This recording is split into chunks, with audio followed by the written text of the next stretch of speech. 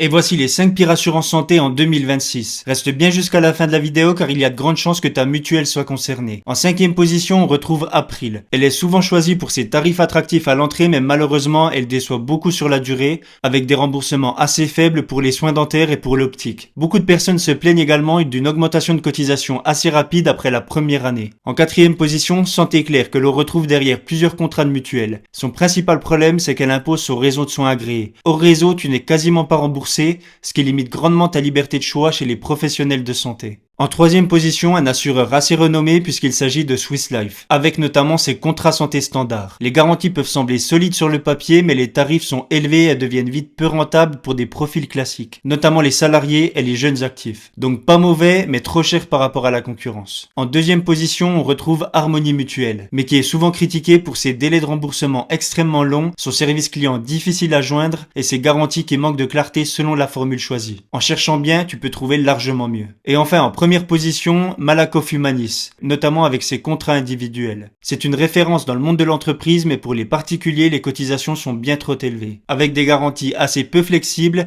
et des augmentations annuelles fréquentes. Ça en fait l'une des mutuelles les moins intéressantes à choisir en 2026. Dis-moi dans les commentaires si tu es content de ta mutuelle santé, et moi je te dis à la prochaine, à plus.